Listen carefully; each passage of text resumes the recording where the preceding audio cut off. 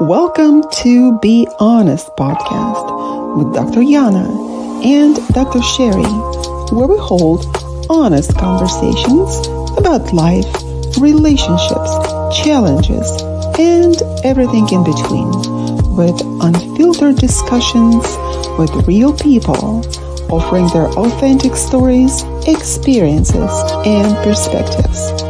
No topic is off limits and no story is too small. Join us on United Public Radio Network 107.7 FM.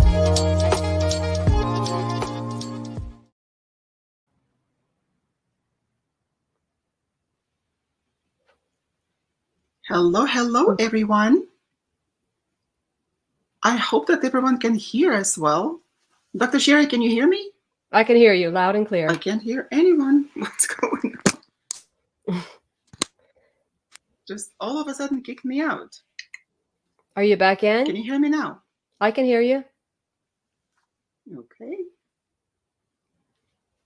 Can you hear me? I can hear you. I can't hear anyone. Okay. So let's just start and I'll figure it out. Hello, ladies and gentlemen. Welcome to Be Honest radio show. Relationship talks with Dr. Yana and Dr. Punch. Dr. Sherry Punch. The show where I send into the honest conversations about life, relationship, challenges, and everything that is human. On the United Public Radio Network, 107.7 FM. This is so interesting. When I can't hear myself, when I can't hear anything else, we make mistakes as human. This is very interesting. All right. While I'm trying to figure it out, I'm going to pose the question that we are going to ponder today. Why do we often struggle to say no? And how can embracing the two-letter word lead to profound shifts in our lives?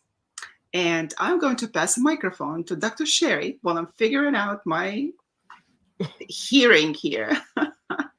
It's okay. I'm pretty spacey myself. I even brought the shirt to space this out as well, even though you can't hear me. Well, wherever you find yourself today listening to our show, driving, sitting, laying, standing, or even upside down, you're in a good space to embark on this journey of learning to say no. In our ever-changing world, societal gratification of endless yeses often leads to instant gratification. I'm sure we're all used to that by now, instant gratification, TikTok, scrolling on our phones, just immersing ourselves into the instant, even expecting things around us to happen instantly and having to remind ourselves to be patient. I don't know where Dr. Yana went. I think maybe I shouldn't have wore this shirt today because I spaced it out. However, let's get back to the topic here. Society's expectations coupled with a natural inclination to please others often contributes us to seek validation, avoid confrontation, or worry about missed opportunities. Are you back? Let's find a balance between saying yes or no in a delicate dance on a double-edged sword. To say the least, living in fear of uttering the simple word no may lead to life overshadowed by overwhelming obligations and compromises. That often creates a cycle of stress and anxiety for us. Can you relate out there? Even a sense of being powerless in our struggle to meet others' expectations. This often happens at the expense of our own personal well-being.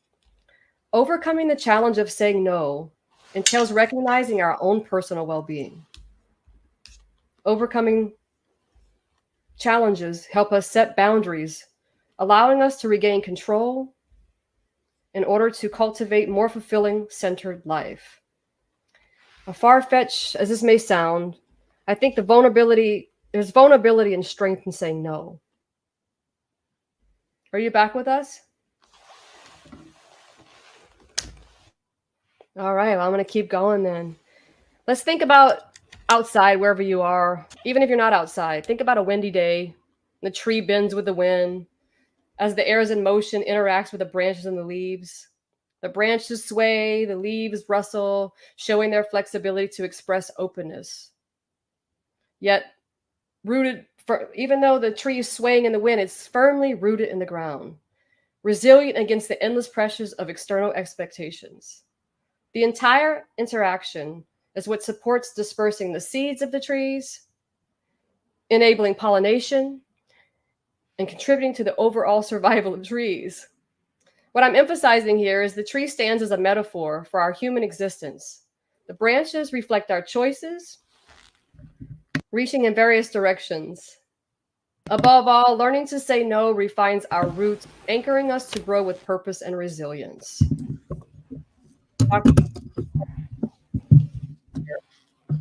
You there? Can you hear us yet?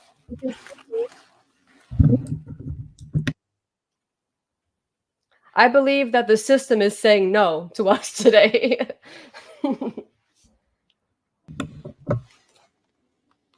So I'll continue. Can you hear us? We'll make it into a fun podcast or a radio show. We're on a radio show, which also can be seen as a podcast here on United Public Radio 107.7 FM.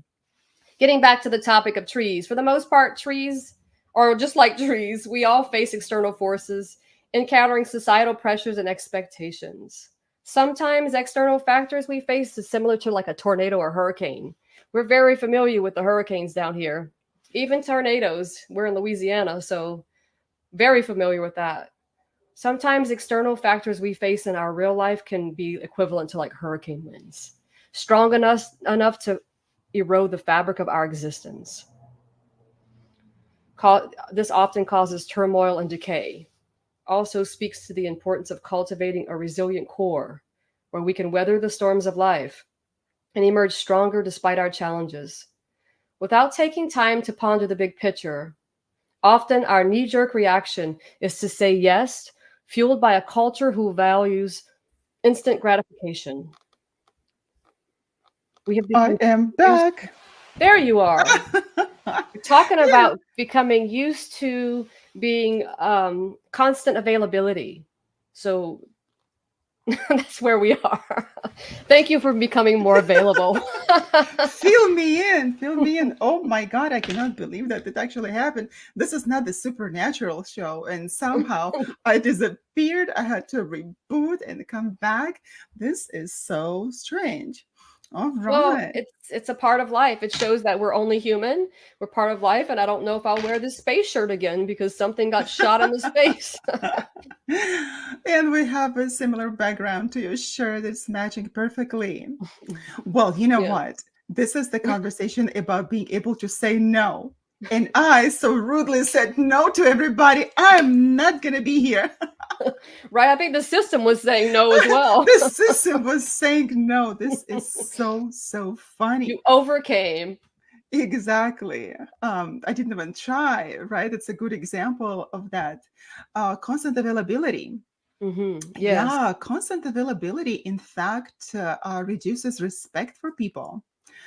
And I know that even in the book by Robert Greene in his book, The 48 Laws of Power, he is talking about this constant availability that loses respect, loses appreciation for you.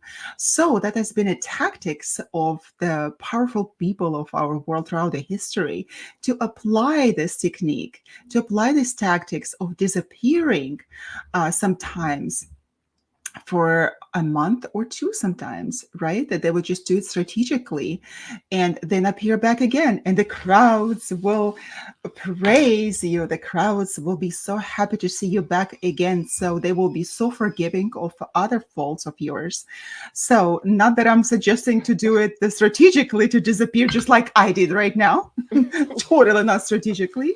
But that really does reduce the respect. Not talking about the constant and total burnout, emotional and physical burnout when we say yes to people.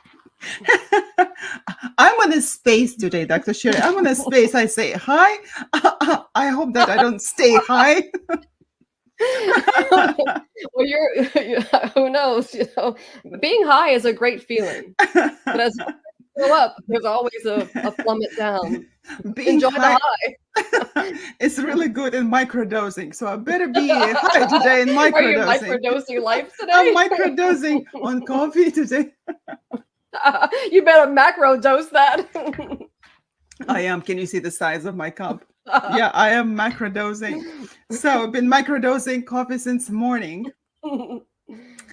So yes, Dr. Sherry, tell me answer one question. So how did constant availability of yours affect you and people around you? Did it make them happy, or were they pleased all the time? Did they appreciate you, or did it cause them to devalue you? So Well, tell us about it. I would say that saying no when I really want to say yes is maybe it would be a form of people pleasing.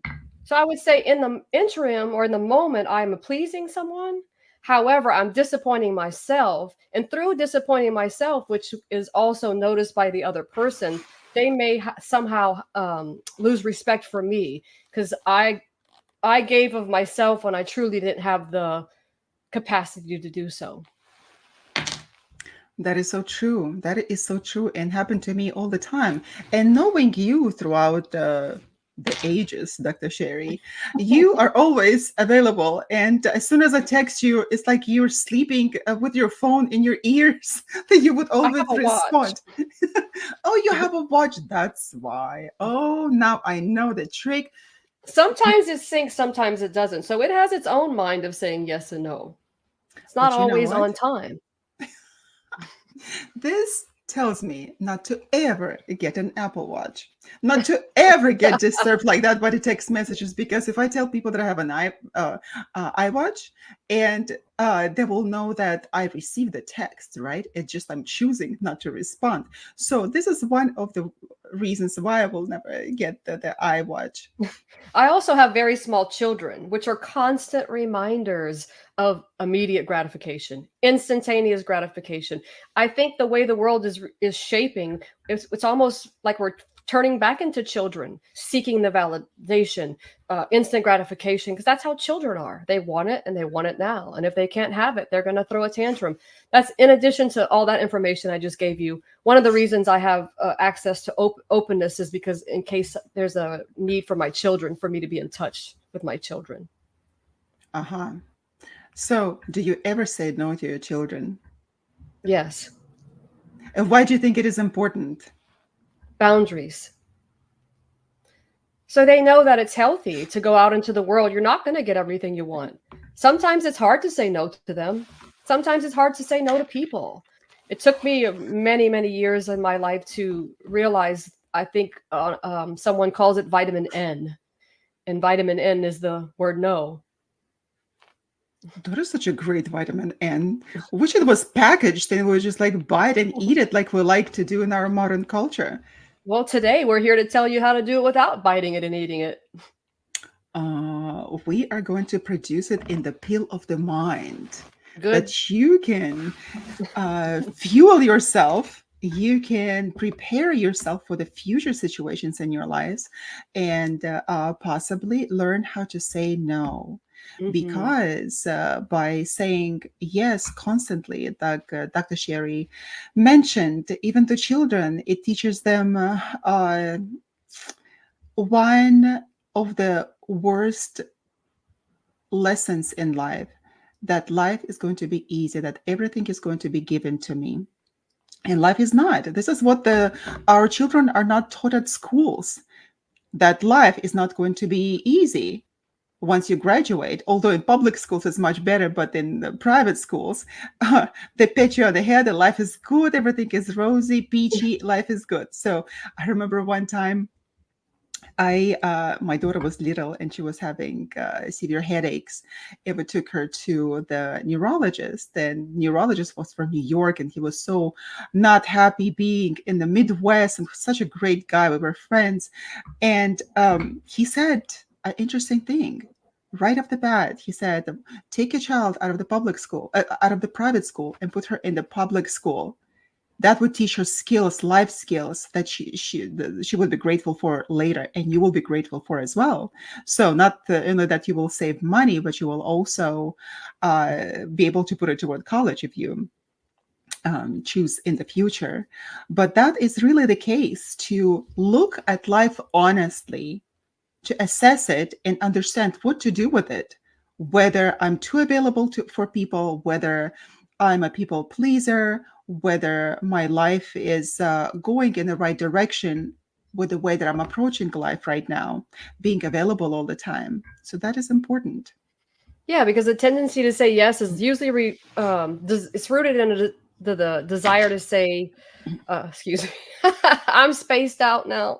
I need some of that Dr. microdosing Sherry coffee. went into space. I did. Well, saying yes is we usually say it for our immediate approval. We generally say yes because we want the immediate approval, and we don't even think about the consequences of committing to saying yes. Well, Saying no, absolutely. indeed, saying no, on the other hand, requires thoughtful consideration. It's a mindful process. We have to consider our priorities and our boundaries, as well as the impact our decisions make on ourselves and others. I mean, take a moment and think about a sculptor. They use their clay as a medium. The clay represents the impact of saying no. Just as the sculptor asserts their skills to shape and mold the earth and material, we assert our boundaries. We deliberately mold our own well being. So, from a broader perspective, sculpting involves the meticulous craftsmanship, skills, and tools, right? So, our decision to say no is also a skillful art. We're always working at chiseling away the excess of ourselves to reveal the authentic contours of our understanding and respect. We all have the capacity to shape our lives with clarity and purpose. On the wheel of existence, just like the wheel a sculptor uses, we can carve away our distractions and unnecessary obligations. Another factor in saying no is be honest. Just like a sculptor, we too create a masterpiece of selfhood, which stands as a testament of our values and priorities along the road of self discovery. There's a quote by Paulo, I'm going to probably not say the name correct, Coelho, and it says, when you, Paolo Coelho. Mhm. thank you, there you go, beautifully said. When you say yes to others, make sure you're not saying no to yourself. That is so important, not to say no to yourself. And I cannot stress the importance of it enough, because while we're pleasing other people, we are actually um, avoiding pleasing ourselves a lot of the times. So what happens? Why do we please people? Well, perhaps we avoid confrontation. Mm-hmm. We not that many people nowadays, unless you are sociopathically inclined, we don't like confrontation. And that is why we feel as if saying no will put more pressure and tension between us as humans. And we tend to say yes to prevent those unpleasant feelings.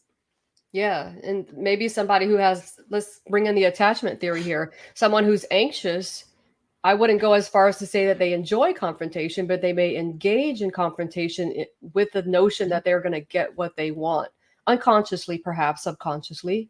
But some people, yes, a fear of vulnerability, fear of confrontation, fear of conflict, all those things are intertwined in the reasons why we don't want to use the word no.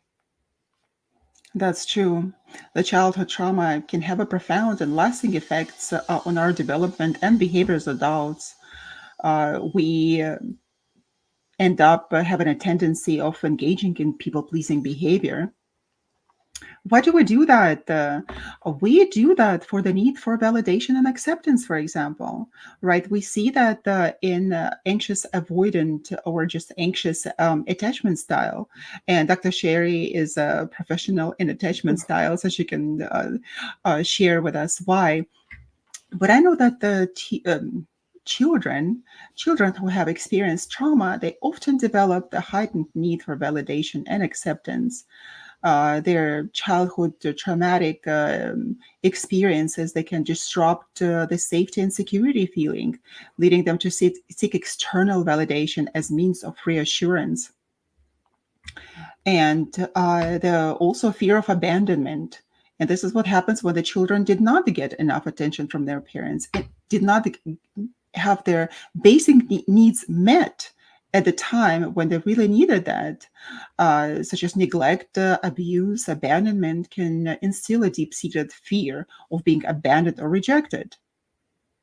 Yes, absolutely. Even people with avoidant, they have fear of intimacy. So that's a key there too. So they may push people away instead of trying to be a fear of separation and a fear of loss, which is intertwined with that. They'll also create sabotaging behaviors that will cause the person to go away, getting too close. So if I say no, it's going to push you away, and therefore you won't get close enough to me, and I don't have to worry about being abandoned. Oh, absolutely. And by constantly seeking to please others, we hope to secure a sense of belonging and avoid the pain of being left behind. And that sense of belonging is very important to us as human beings, of course. So, how do we deal with that? We delve into the not such good. Uh, real well, I would say that, yeah, relationship with ourselves.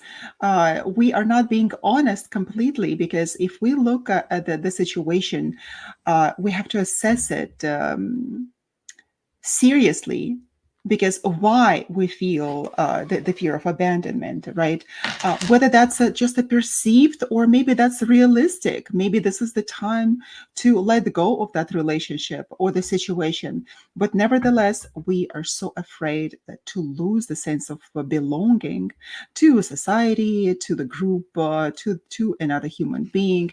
And yes, we do belong to each other in a relationship. Yes, we do. And if we say that we don't, that we're so independent, we are lying to ourselves. We are not being completely honest. Yes.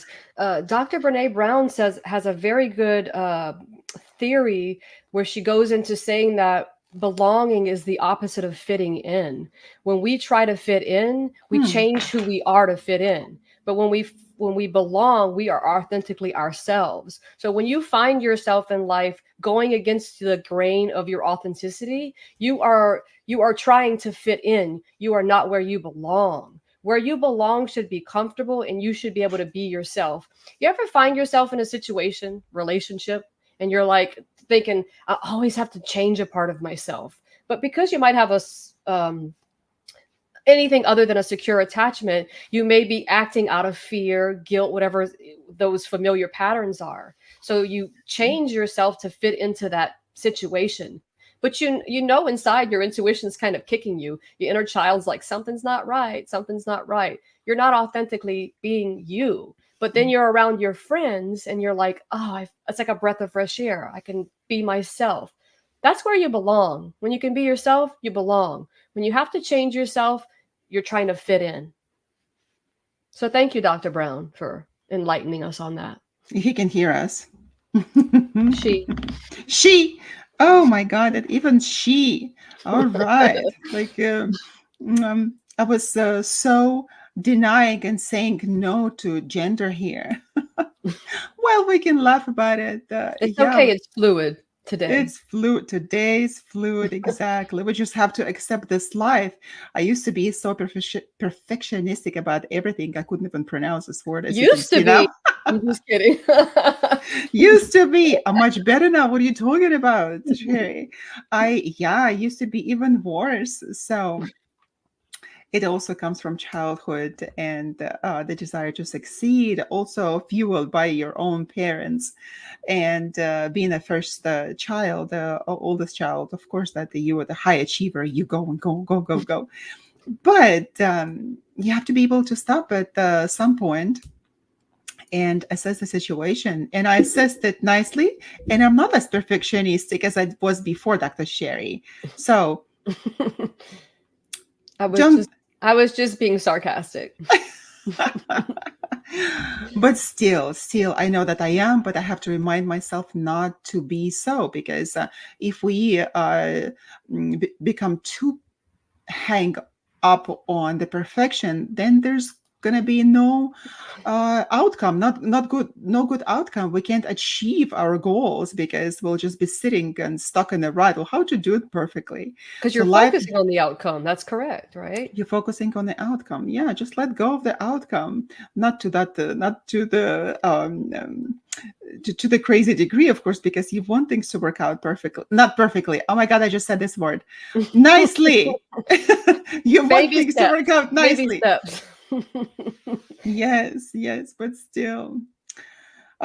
So I guess I was avoiding, when I was doing that, I was avoiding conflict and rejection by myself, right? That's why I was being perfectionistic. Just like in the topic that we're discussing today, on why it is so difficult to say, to utter just the two-letter word. It's no. And in the majority of languages, it is just a two-letter word, right? It's very short. So, but why? So yes, the conflict, to avoid a conflict and rejection, we develop because of the trauma that we have in our lives. For that, being the childhood or adolescence, we develop a strong aversion to conflict and rejection, and we develop heightened sensitivity to negative emotions and conflict, leading us to avoid any situation that may result in confrontation or rejection. So, people pleasing behavior becomes a way to maintain that harmony and avoid all these conflicts that are imaginable or realistic by saying yes and accommodating other people's needs. That becomes, oh, something, a fly here. Oh my God. Just got scared here. It's a fly on the wall. It's a Somebody fly. sent it. Yeah. What is today? Fluid, flying, and everything. That's right. I Yeah, agree with you. It's like on the flip side, we also need to take a look at people who habitually say no, repeatedly stuck in the like in the pattern of the fear of saying yes. Some mhm. people are so afraid of saying yes that we rely on saying no to, like you said, to avoid that confrontation and lack of self-confidence. Absolutely. And how do we tackle that? How do we approach this sometimes as a big problem for people? I remember I have a client whom I met a long time ago. And the first day when we started the conversation, and it was not in the office setting, we were just outside, we met outside. Um, the first day I mentioned to her, I said, you need to learn how to say no to people, because I observed her behavior with other people, and immediately it was just a friendly advice to her. Turned out to be, I shot it right into the target, and that was her problem: how to say no to people. She had just terrible people pleasing behavior, and what was she doing? That she was doing that at the expense of her own well-being. And we worked with that for several months, and she was able to actually stand up for herself and say no when people were really taking advantage of her goodness and inability to say no. And she wasn't being promoted at work because she was the go-getter, right? Doing everything that her boss was wanting her to do. And she became much stronger person as a result of that.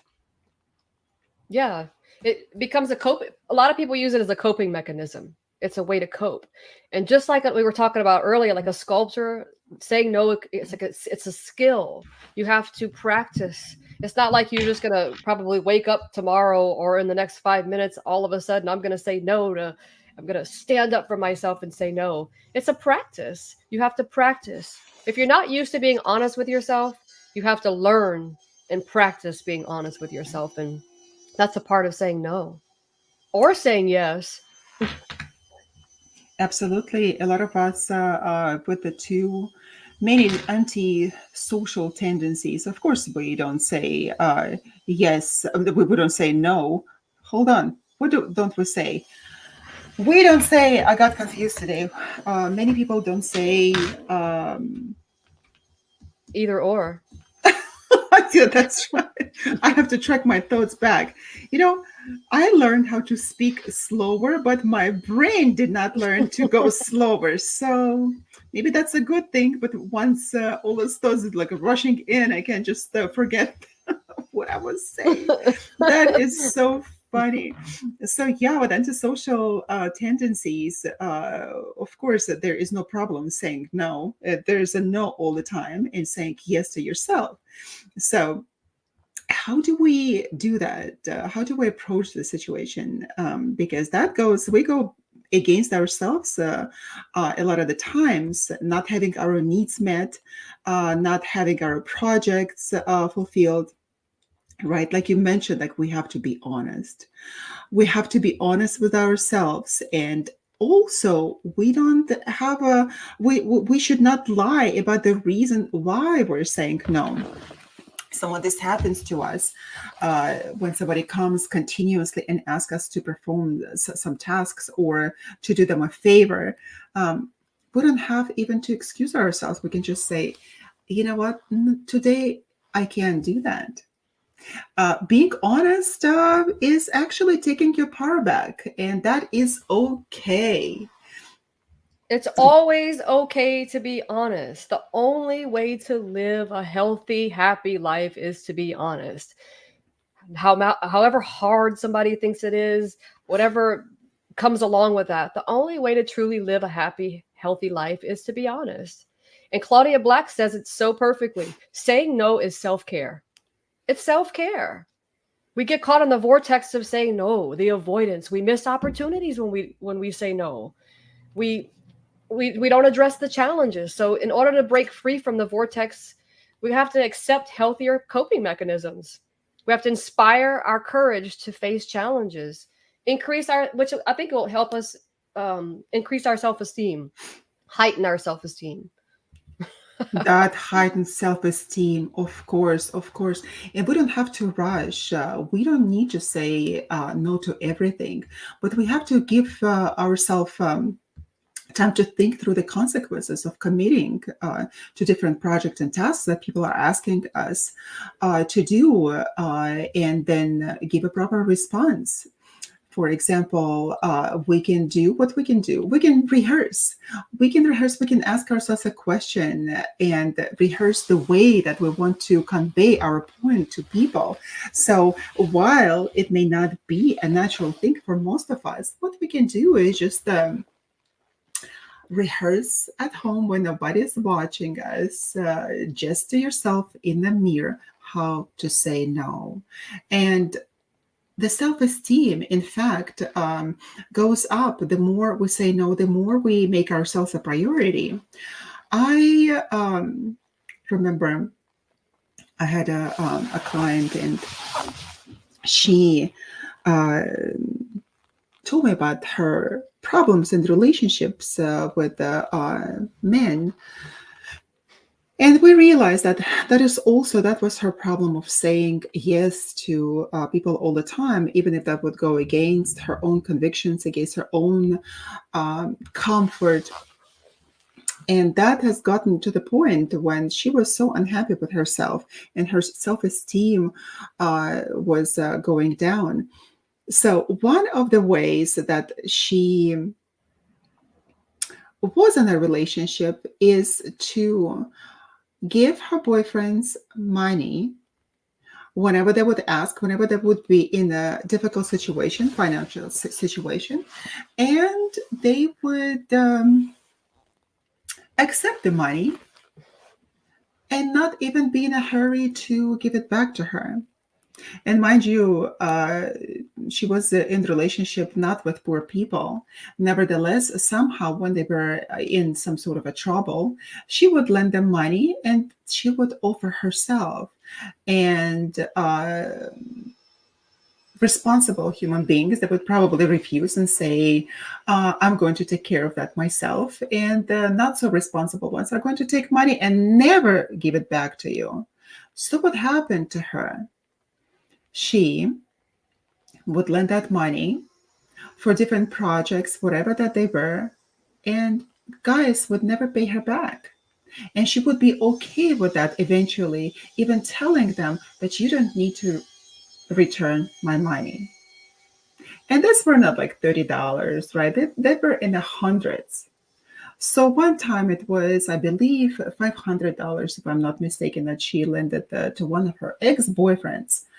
And several years later, she came to me and somehow I asked her how was the situation with the previous relationship and the relationship before then. So there was this common thread of her lending money uh, and not being able to say no, being very accommodating, and the money was never returned, and including her current boyfriend at the time. So I said, okay, this is going to be very interesting, Dr. Sherry. And I don't know whether you will support me on that or not. We don't always coincide in our views, Well, that's but a wonderful thing. it's a wonderful thing, absolutely. But it really worked for her. So I told her, I said, get your phone. We are going to call him and tell him that you need that money back. No, I can't do that. I can't do that. Don't ask me. Don't do that. I cannot do that. It's been already like several years. I can't do that.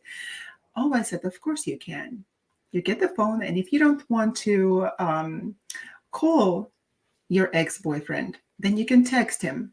No, I can't even text him. I will email him. I said, whatever works.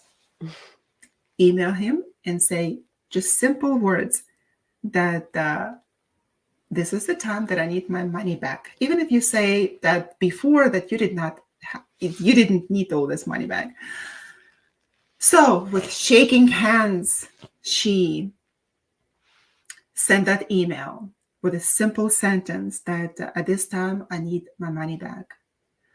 This is a very incredible thing that would happen probably 30 seconds later. Just 30 seconds later. I mean, it cannot happen in every instance, of course, but this is such an incredible example of how to approach your inability to say no to people. 30 seconds later, she gets her money, $500, sent to her through Venmo. She got her money back. And she was surprised that it happened. Moreover, that her ex-boyfriend sent her money, I think it was $150, and he said, please take yourself out to dinner. If I cannot do that, please take yourself out to dinner. I would like to pay for your dinner. It was so incredible. She was so surprised that it actually happened. I said, well, this is this is a way to say no, to hold your interests, uh, to even approach your present relationship, because her present boyfriend at the time also owed her money, like about $800. And she said, oh, it is okay. I don't have to get it back. Oh, yes, you need to have it back. It is your money and you lent him and you need to have it back to get your power back. I think I will never border on the line of telling you how to be there for your clients, and that's completely your um, Prerogative. yes. I think it's great to support her, and you encouraged her, you guided her, so I think it's wonderful. It's a great strategy, even if you don't even look in the mirror. I just think that just again getting in touch at the beginning, middle, or end of the day, we are the most important people in our lives for our health, our happiness, our fulfillment. The foundation of the experience of us being human is wrapped into being there with ourselves. So you guided her. The most important next step for her is doing it on her own. sometimes it's a lot easier for us to make decisions when we have influence or people next to us to guide us. So the next steps is what can she do to make these things happen on her own? Will she have the courage and the confidence? And what tools can she be given to implement those strategies on her own?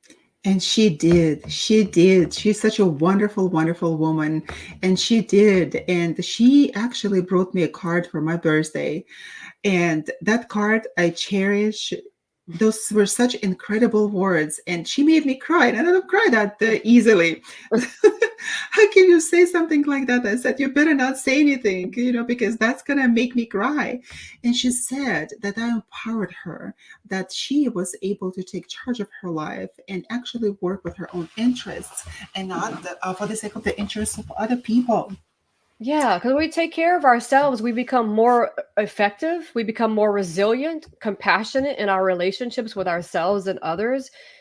Saying no gives you a sense of freedom, or excuse me, gives me a sense of freedom. I can't speak for anyone else, but there's a liberation in saying no, because try it one time when you're so used to saying yes, and you know that it's not good for you. Try to say no, and take a moment to realize like how good it felt to say no. More than likely it's not going to kill you. So if it's not going to kill you, then go for it. Why not? Absolutely. I mean, Absolutely. Well, it could even mean killing your spirit. Go ahead. yeah, absolutely. Because what happens with us that we give our power to other people, and we leave it there. And sometimes it requires a radical approach sometimes, because if we are stuck in a rut and if we have a certain pattern of behavior that is not serving us well, we are going against ourselves. And what happens that most of the time that we will feel bad about ourselves, and that was the case here. So she took her power back from the previous boyfriend in the form of money, and then it decreased her self-esteem.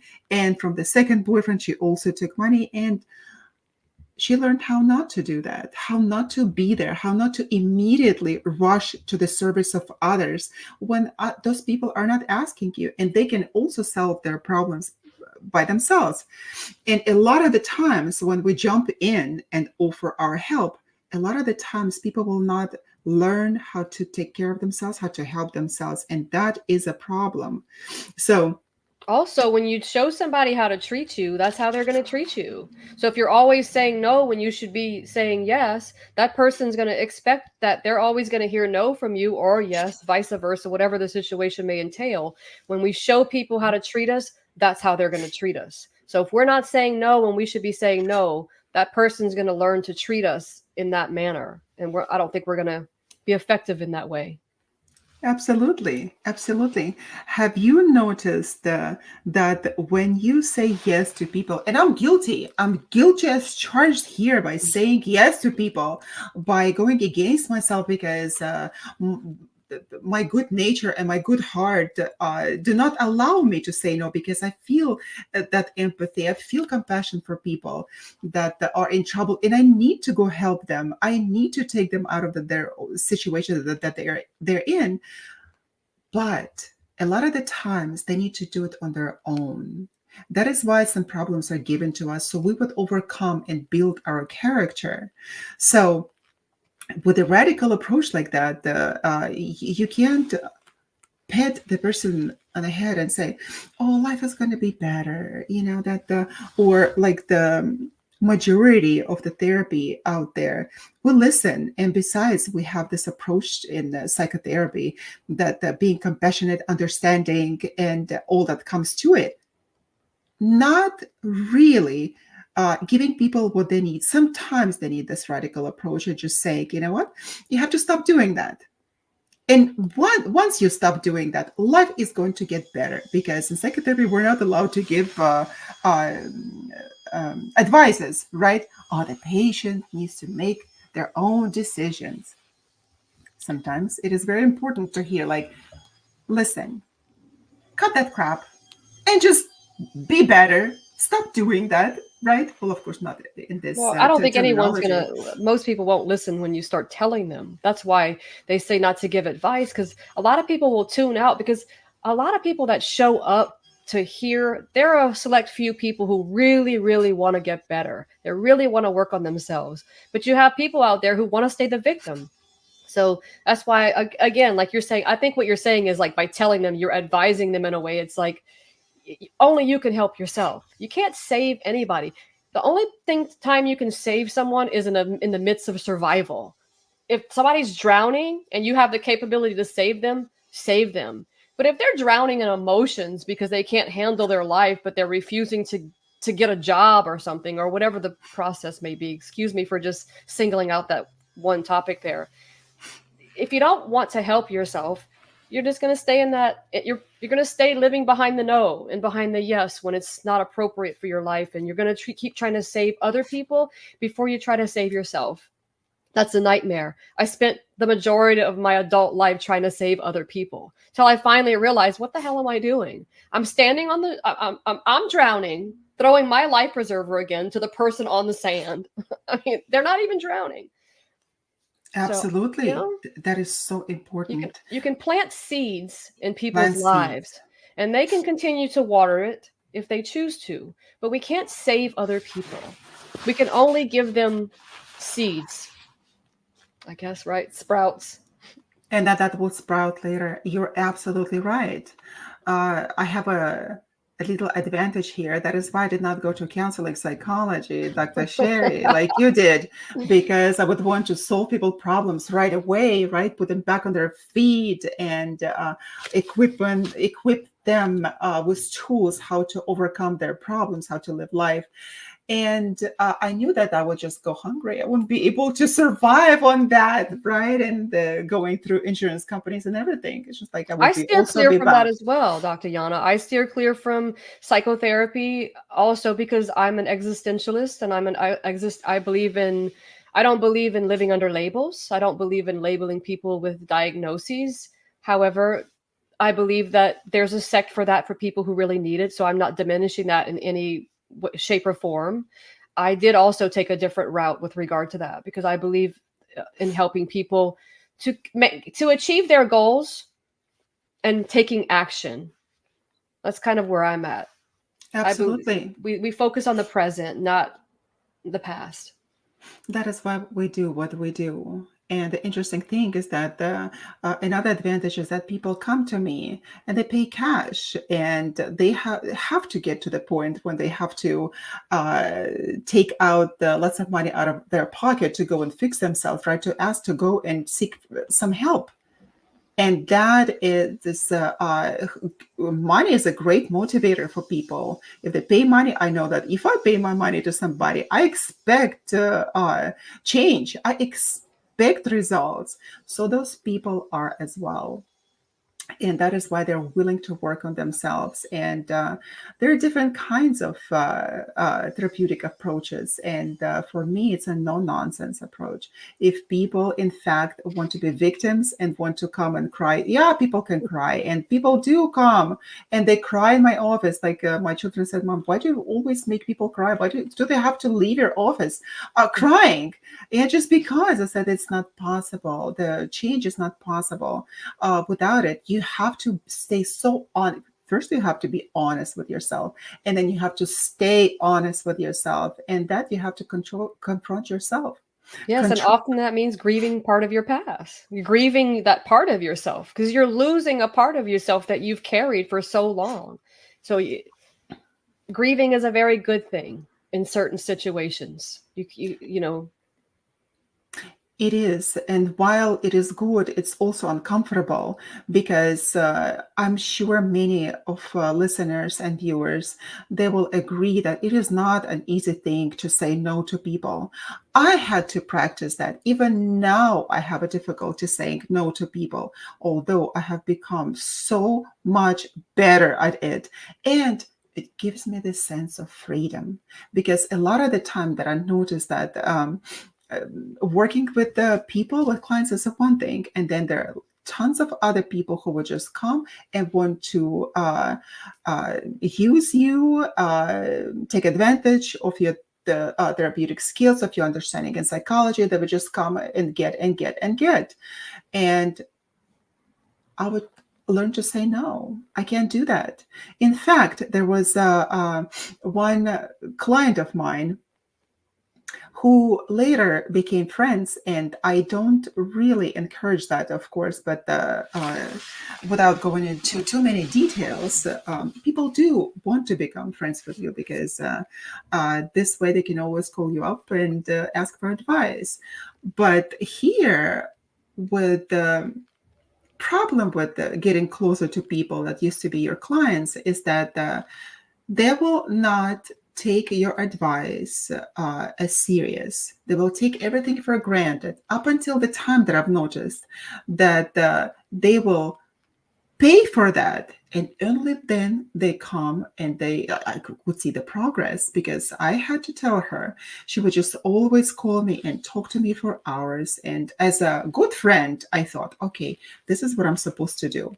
I was not supposed to do that. I was going to engage myself. She would come to my house in the evening at 8, 9, or even 10 o'clock. I had to be saving her. What for? So you When had to learn to say no. I had to learn to say no. When I spent all that time in the evening writing, and this time I wasn't able to do that, but I zipped my mouth. I didn't say anything because the person needed my help. And as a compassionate human being, I would be there for that person. But I was not there for myself, Dr. Sherry. Right. You I have was to have not. self-compassion. And I think that, like, even outside of the branch of clients, people in our lives, I mean, I have experienced breakups in my life that I've allowed the person back and forth back. I had did this dance of come here, go away, come. I was like, well, I forgive them. I haven't heard from them in a while. Let them back in my life. And I would go through the same cycle, the same pattern, the same cycle. And a good friend of mine recently said, you just reminded me that you deserve better. It's okay to be nice and it's okay to be compassionate, but we have to always remember the people that we're allowing close to us, it affects our lives. So we can be nice, but saying no is also being nice. And just because we cut people out of our lives, it's okay. If it's not healthy for us, it's okay to cut them off and not feel bad about it. We don't have to feel bad about things that make us feel bad. Just because society says, well, you should be kind and forgiving. You can forgive, but when there's one you just can't forget.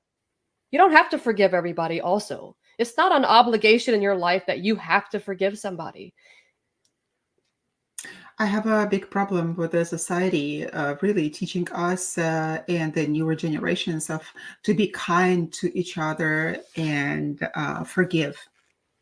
I have a big problem with that, Dr. Sherry, I because think forgiveness is important, but I think you should forgive yourself for the things that you do. I don't think you have to go out and forgive somebody else. You can in your own way. But I think you yeah, should, you know, and that's true. And there is a lot of talk lately that I hear from the social media that, oh, if you're a good person, you will be respecting everyone around you. Hell no, I don't have to respect everybody around me. People need to earn my respect.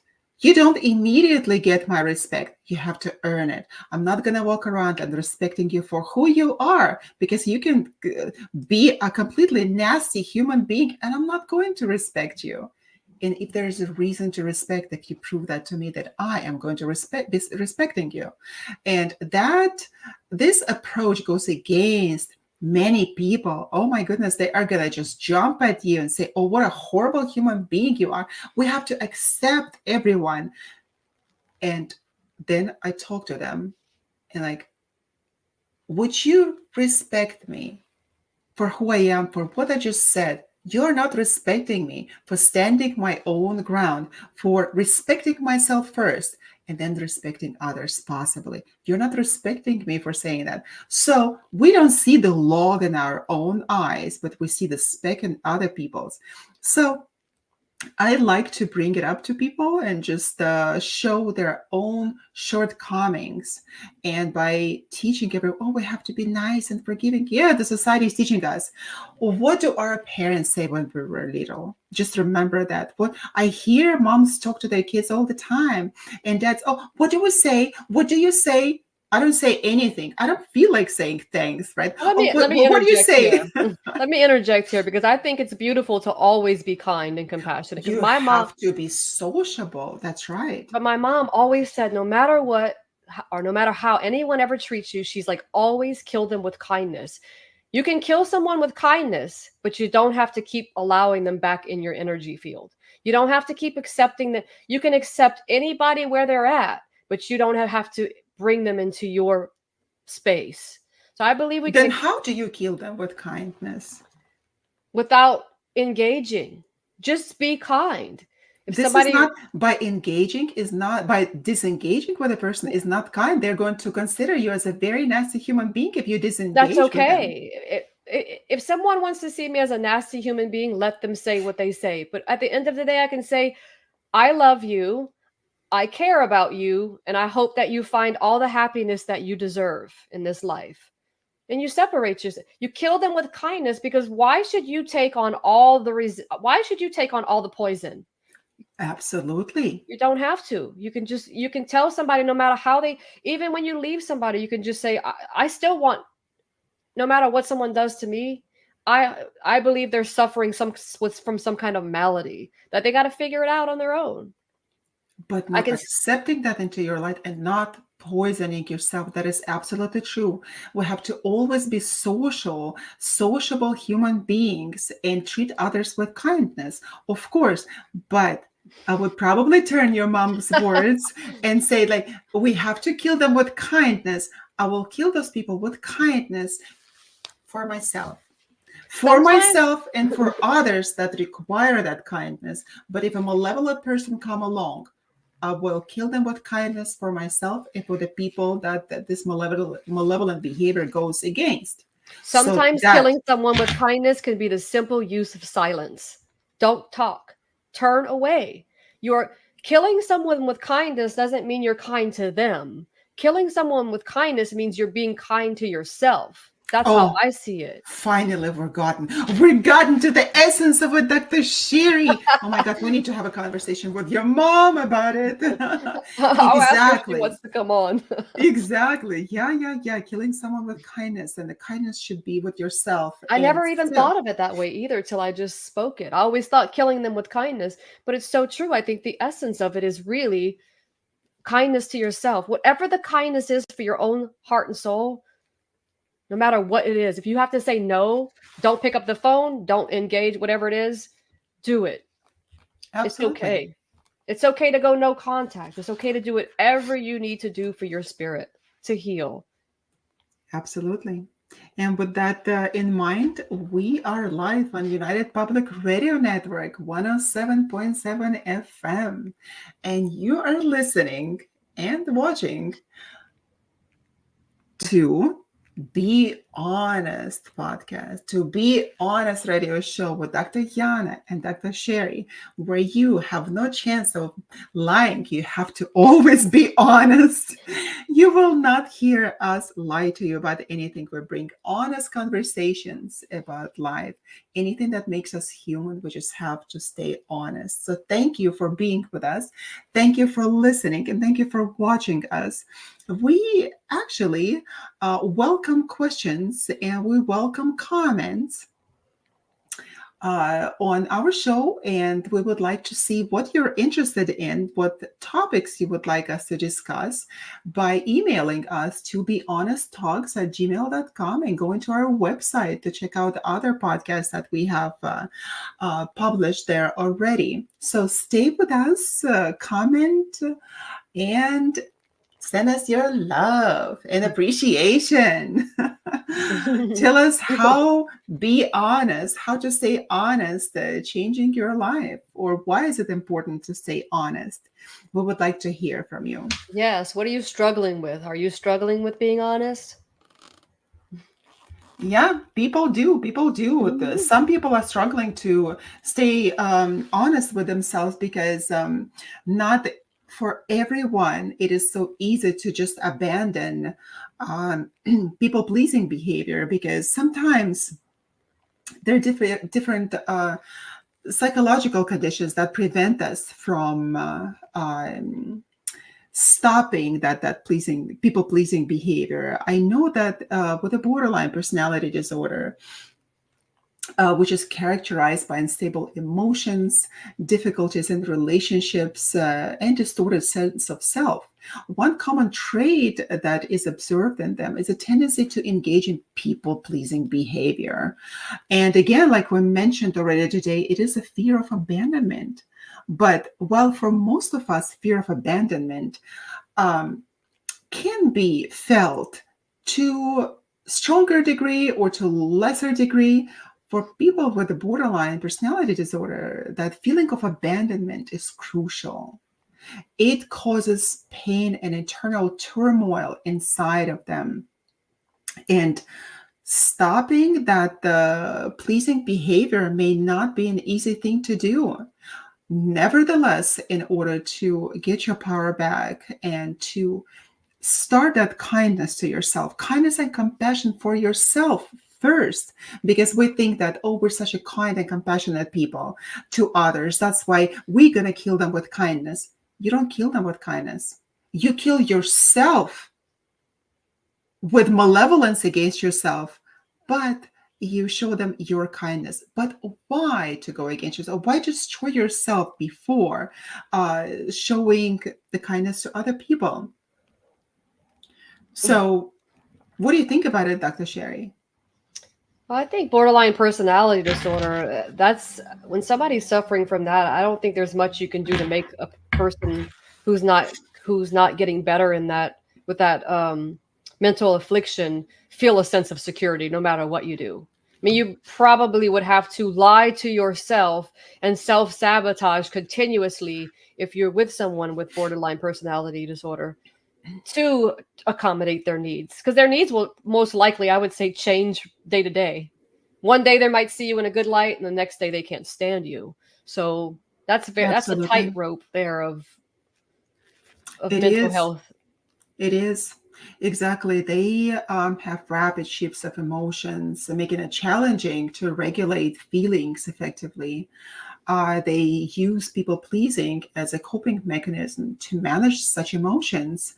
And by pleasing people, they receive a positive feedback or validation. How good it feels, right? It feels really good to receive that validation and positive response, right? Why? Because it temporarily relieves your emotional turmoil, but Yeah, it is only temporary, yeah, temporary. And we have to always remember that until we look at the situation honestly, until we look at ourselves honestly and with radical honesty, we are not able to move forward with that. It, like you mentioned, uh, you don't like labels. Neither do I. I never put labels on people.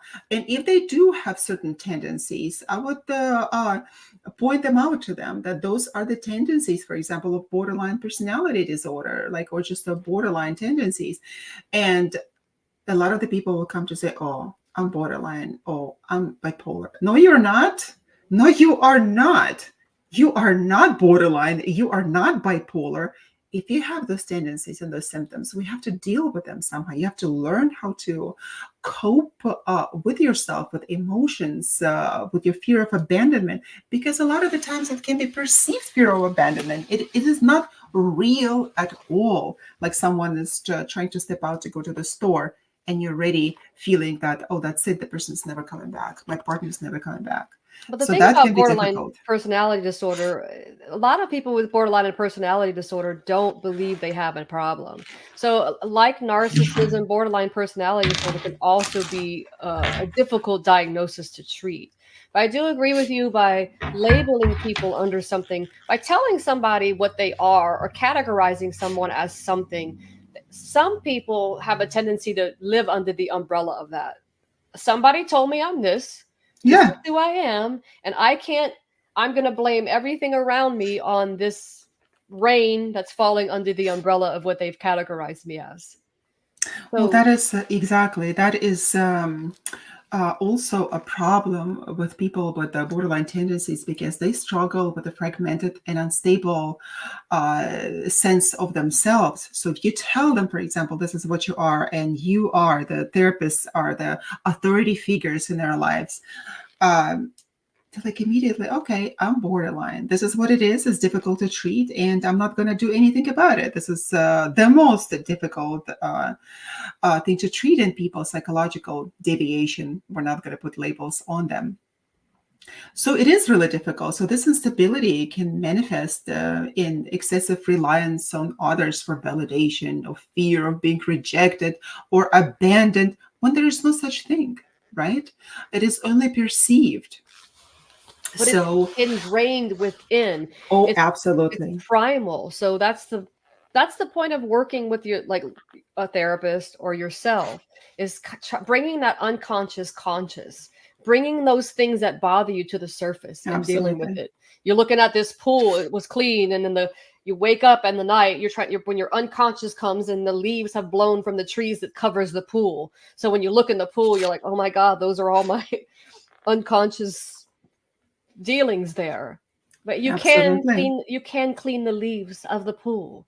You can bring your unconscious to the consciousness, and you can deal with it. You can be whole. You don't have to rely on an outside person, a thing, place to be whole. You can become whole. And start saying no. It kind of rhymes with being whole.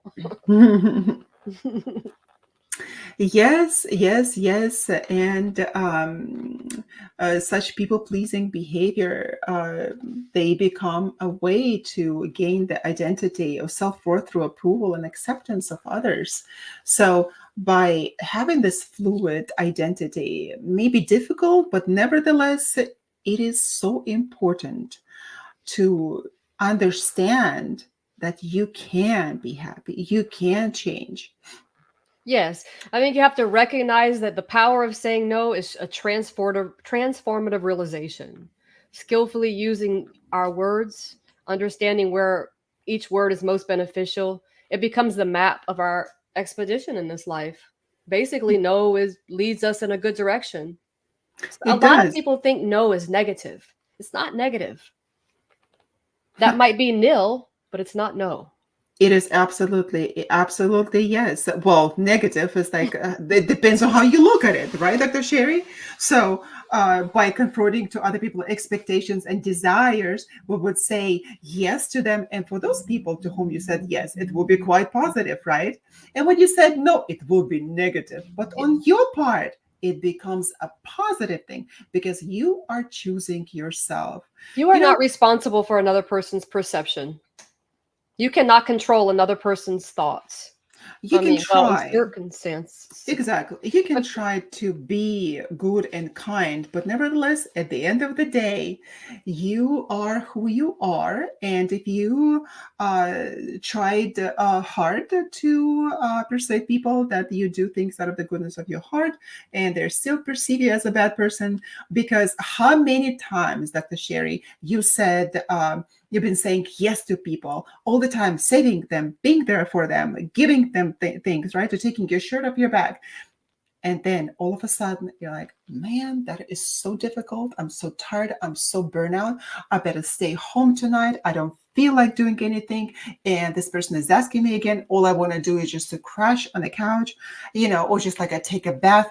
Nevertheless, we go and say, yes, I'm going to come and I'm going to do it. yeah, I mean, you have to change the. If you want to change and you want to feel good and be happy, you have to change your behavior. If you can either continue to gripe about it, bitch about it, whatever you want to put there, or you can do something about it. So many people stay in the griping, the complaining. They spend so much energy complaining about their behavior. If you just took a small amount of that time and put it towards changing your behavior, you'd probably be better off. You know, I learned it in a kitchen as a chef a long time ago. I still take on too much in my life, but I have to learn. I believe saying no is an ongoing process. Sometimes we're still going to think we can do it, and we're gonna fail at times still. Even when you change yourself, you're gonna hit failure in the face, and that's okay, because it reminds you, it's a reminder that battered part of your face is metaphorically a reminder that you got to say no. You can still be a good person and you can still be kind by saying no. And I think what is above all most important when you're saying no is to be honest as to why you're saying no. Don't come up with some lying excuse as to why you're saying no. Be genuine. I can't do it. I'm too tired. I don't have the ability. Don't be like, well, I have a wedding to go to when you really don't, because people are guilty of that. They'll actually compound it with another lie. Exactly, exactly, exactly. And this is so funny because once in a while I think about that too. How do I nicely tell a person that I can't do it? How do I nicely? And I'm like, oh my God, I'm thinking about telling a lie. Telling a lie. Why do I need to tell a lie? Is because I want to preserve my face? Because I don't want that person's feelings to be hurt? No. By lying already, we call them all white little lies. Lying and not telling something, two different things, right? To withhold some information and to lie, two different things.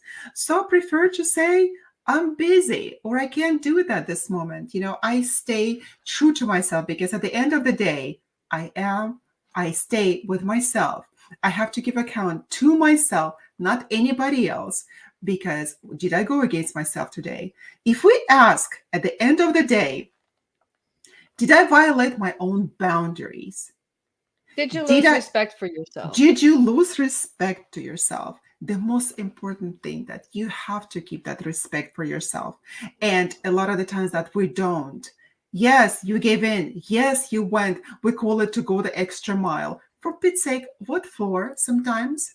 To go an extra Mm-hmm. mile in that person's shoes. I don't care. I don't want to do it. Those shoes hurt me. I don't want to walk another mile because I don't like to sweat, for example, and it's a difficult road. I don't want to do it. So don't do it. Don't go Yeah, against don't yourself. sacrifice your Don't own well-being sacrifice. for another person. And I really want to bring this out there, and I think a lot of people might disagree with me, but I'm going to go out on a limb here and say it. We go to as far as to categorize a lie. We even go as far as to color it. It's a white lie. I've had people tell me, "Well, I know I lied to you, Sherry, but it wasn't a big lie." A lie is a lie. White, black, red, purple. I mean, we can have a rainbow of lies. In my opinion, a lie is a lie. If someone doesn't look good in something, stop saving their feelings. Tell them, I don't really care for that dress on you. It doesn't flatter you. So many people just want to be nice. They receive, okay, you receive a gift someone, you can still be kind and say thank you, it was so nice of you to think of me. You don't have to say what is this, or you don't Exactly. you don't have to you don't have to pretend you love something. You can just be honored that somebody thought of you and gave you something. I believe a lie is a lie. That's why I support being honest in Absolutely. every shape or form. And Absolutely. And we need to be also mentioned another factor that plays a role in not being able to say no. A lot of the time, we have a fear of missing out as a psychological factor that FOMO. make us FOMO. Hey, hey, FOMO. What's going on? FOMO. Yeah, people often worry about declining an invitation or opportunity that might result in a valuable experience. What is a valuable experience? You know how many people are inviting me to go here and there, not to miss this opportunity. Oh, this is happening like once a year, once a lifetime. One person, a couple of years back, I met her at one of the social gatherings of parents at my daughter's high school, and she was a mom who was doing real estate, and she was creating all of those events like red carpet events for this posh properties that she was selling. And she was inviting me. She said, why don't you come to our like red carpet event? There are going to be movie makers and all of this rich people, and you have to wear like your evening gown. You know, I'm not against those kind of possibilities. I'm not. But does it bring me any value to do it? Or I would like to stay in my evening gown, meaning that going to sleep in that kind of an evening gown if I'm so tired that day. That kind of an evening gown. I like that. Right? So Are you you have in your to evening gown my tonight? I am in my evening gown. And the thing is that I told her, because it did not bring any value to me. I did not need to have that red carpet event. I was too enough to red carpet events in my life, black tie events. So I said no to her. I said no, and she looked at me. And she said it so brutally. Well, how many red carpets events do you go in your lifetime? This is a wonderful lifetime opportunity. And I was taken away by that rudeness, assuming that I don't go, that my life is just completely devoid of this kind of events. And I did not continue that conversation. Like you said, kill with kindness, kindness for myself, not engaging in this type of behavior. Well, because You someone know, who's speaking to you like that anyway, that you can't convince them otherwise. You're not going to be able to convince her. I think it's great to get out again. However, like you said, absolutely. you kind of evaluate, is it worth it? I have things to do that I've learned to like enjoy my solitude. There are times that I get a small break from my children, and that's it gives me some peace for myself. I'm honored to have that peace, and I can go out and do something. But sometimes I choose to stay home or choose to do my own thing because it just feels good to soak in that. So you don't owe an explanation to anybody as to why you want to do anything. You can simply just say, I don't want to go. Thank you for offering. Absolutely. But there are people next to us that are very close to us, like our parents, our children, our loved ones, and sometimes the friends that we can explain them to, like, here's the situation. Sometimes we can, but if a person doesn't understand it, Yes, if people who love you, they will always understand. That's how you know that they're solid people. They will say, I understand, and that's okay. You do what you have to do. They're not going to miss out. They're just inviting you to something that you might not want to miss out, but they're going to love and respect whatever you give them. And if somebody's trying to manipulate you, then that's the kind of people you probably want to be, like that old wise man said, be careful who you allow on your ship, because some people will try to sink it just because they can't be the captain. exactly. That is such a great, great expression. I love it. And I learned so many of those expressions from you, Dr. Sherry, throughout the years. You are just a well of wisdom. Right back at you, baby. Takes one to know one. That's right. Also, your expression, I always remember that and tell that to people as well. But here's a simple trick that we can use, right? The simple test. The thing is that if we tell yes to people all the time, the one time we say no, we become the most nasty human being on earth. Despite all of those times and years that you've been there for that person, all of a sudden you became that bad person. And what happens is that those people don't even come back to you after that for whatever reason. They stop being your friend. Oh, This they'll is come back though. Watch. Give them a They will little come back time, to ask again. You're absolutely or right. to They will try to come out get some again. energy from you. Energy, also some favors, anything that they can have, but they're not going to be there for you, because this is how I learned who my friends are and who are not. And the interesting thing is not that I don't require anyone, I don't make anyone to be my friend, but I am a good friend to other people. If I am a friend to you, you can count on me. If I'm in a relationship, you can count on me. And I'm always going to be loyal and faithful. But here's the thing, do that test, people. Do that test. Attempt to say no one time and see who your friends are, who wants well-being for you, goodness for you, or who do not, who are just takers. And stop pleasing those people who are takers. Because if the person is not meeting you half of the way, then let that person go. You can't Yes. continue to put everything, to put all those pennies and now there's Bitcoin into the bank of a relationship, right? Good And luck with not that. having anything in return. Right. Well, it's again, speaking of currency, what people that we allow in our lives and out, those are investments. So when whatever we invest our time in, people, places, things, those are investments. So like you call it a test, it's a test, but ultimately it's you that you're hoping that you pass the test. You pass the test to yourself, and then you can see whether that those are authentic relationships in your life or not. Be honest with yourself and with other people. Don't go against yourself. And this way you will see who your friend, and you don't necessarily have to be so truthful and say, "Oh, I tested you. I knew it. I knew it." You don't have to say that. You can just like calmly walk away. You will see you'll become the worst person ever, despite doing all of that Actually, you'll all the become the time. best person ever because the only person that you should be becoming the best in is in your own eyes. Dr. Yana, what is behind you? Is that a ferret? It is. Is it? One time it came and it stayed on my shelf. Cute. A couple It times I wanted fell. to break out It in laughter. fell.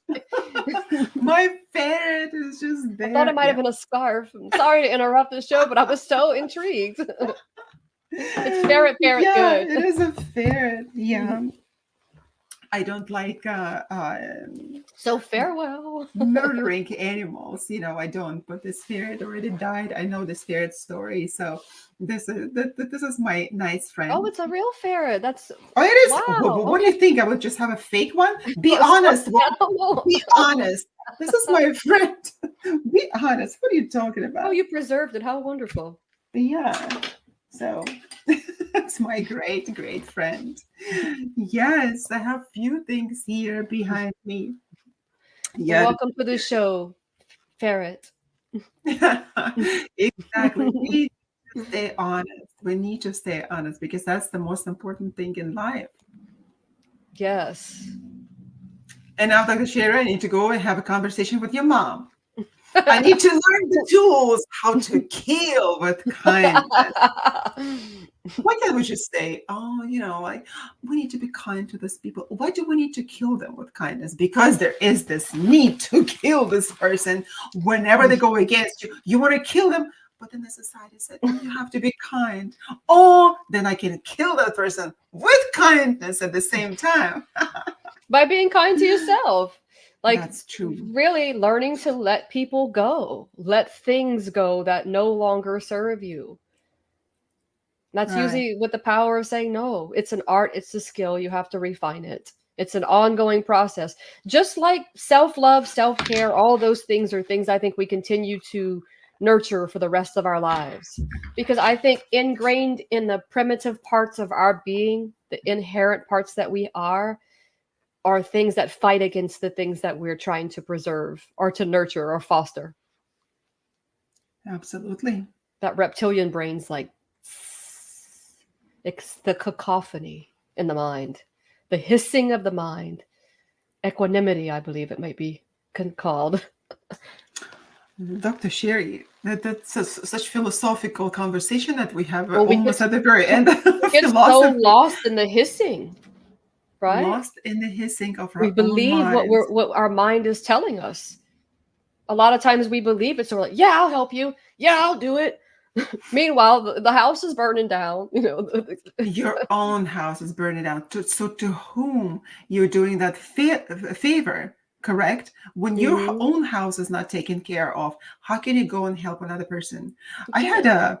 an acquaintance, and she would always like her house was in a mess. Her children were in a mess. Her life would be in a total mess, but she would always give me this good advice how to live my life. Oh, you're doing this wrong, you're doing that wrong. She's still in a mess. Her house is a mess now. She's divorced with a single mother with two kids, and like completely like financially ruined. Nevertheless, when I would see her once in a while, she would always give me good advice how to live my life. Because people, we can give good advice, but we have to learn to take our own advice. We That's can give true. it, we can give it, but we have to learn to believe in it and to do it. A good friend of mine a long time ago once told me, two broken toys can't fix each other. So when you're getting in these relationships with people and you're both broken, You're both trying to fix each other, but you're not even trying to fix yourself. And if you do start to fix yourself, when you focus on yourself and you learn to, we'll call it fix yourself, oftentimes that's when you'll see people go away. For instance, if you were an alcoholic and you got sober and everybody you ever hung out with were all drinking or drugging, when you stopped and you changed your life, you may not hang out with those same people. The same goes for other avenues of life. Well, how can you change others You can't. before changing yourself first? Fixing yourself first. You have to fix yourself first. The only time you can change somebody is to change their diaper, an infant or somebody who can't change themselves, right? That is so good. And if you don't change yourself, you're going to walk around with a shitty diaper all your life, wondering, why do I stink? Why is my life in a mess? You're walking around with a diaper waiting for someone else to change it. Somebody else can't change your diaper. If you're not a baby, if you're not elderly, and if you're not a disabled individual who needs help changing, good luck trying to change somebody. But sometimes Exactly. we'll sit there waiting. I can change unconsciously. I can change this person. Who cares about that red flag? You know, they're all over the place. You're at All like a over the football place. game with all the red flags. Ignore it. Absolutely. Ignore it. Absolutely. Look for the green flags. Why? Because it's so easy to do. We don't need to address our own problems. We have to go and fix other people's. Yeah, until we get into so much pain. We're like, you know, it clouds your. Get out of the clouds. Be honest. It clouds everything. Just get out of the clouds. Get out of the That's clouds. right. We have to stay honest. You know, that over the years, I've noticed that I absolutely need that utter honesty in my life. Because before, again, I also was the person who would just, conform and Please. please other people. And why? Because I wanted to fit in. I wanted to fit in. And when I stopped this desire to fit in, and I knew that I will never be able to fit in, I can only fit in with a small group of people, with the same like-minded people, for example, right? And so the majority of us, we can't fit in every society, in every group. You have to fit in with your own crowd. You can only belong. You can As only Brene belong. Brown says, Dr. Brown, you can only belong. You can spend your life trying to fit in, but if you just learn to be Absolutely. honest, you'll just belong. Put yourself where you belong. Go up for your passions. Get out there. Like, what are you waiting for? Embrace it now. Small change. Wake up right now. Wake up. Not tomorrow, not in 5 minutes. Right now, wake up and get honest with yourself. It's really, really easy. The journey is complicated. The journey is painful. Could be a lot more other things. It's complex, but it's easy in the long run. It's easy, but we have Rewarding. to take that step. That is absolutely, to be honest with ourselves, we have to take that step. And unless we do, nothing is going to happen. That's right. Take the plunge. So, Dr. Sherry, what do we have in store for next week's show? Let's update people.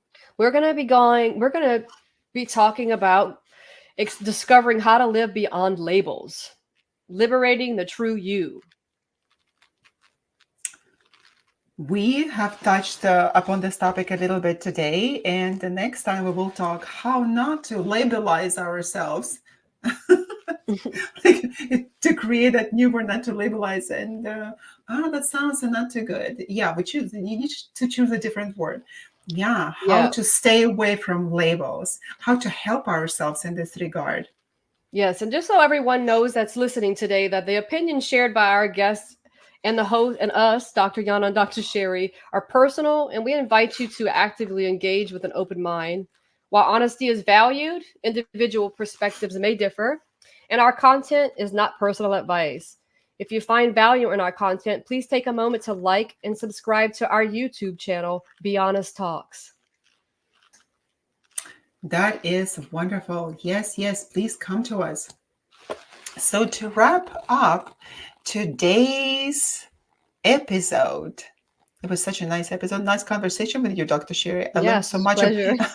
Learn so much from Go you. out there and kill with kindness. Right, kill with kindness. Now you know what it is, right? How to kill with kindness. Yeah. So let's not kid ourselves about that. Going there and killing with kindness is also, if you think that they have to go and to continue to help that person who is wronging you, who is so malevolent against you, and you can continue to go and to please that person again, that means that to be a complete fool. This is not the killing with kindness. This is going against yourself and against your own boundaries, against your own principles. So That's why right. do that? Yeah. So So don't tune in next week, same time, same lovely place, next Friday, February 20 February 2nd. Woo! Join us on United Public Radio 107.7 FM as we continue to ride the roller coaster of life, possibly staying out of the clouds. We enjoy sharing our exactly. journey with you. We do. Saying no, remember, is not just a refusal, it's a powerful affirmation of self, a guiding light toward a life shaped by intention, purpose, and profound personal exploration. In any case, whether you find yourself sailing through the unpredictable waters of life or standing on the shore, bear in mind that uttering the word no is the lighthouse where authenticity stands firm, guiding you throughout time on the course to be honest. Be honest, everyone. Thank you That's for right. joining us today on United Public Radio Network, 107.7 FM. We will see you next week. Come and join us and don't miss out. Have a good day or night.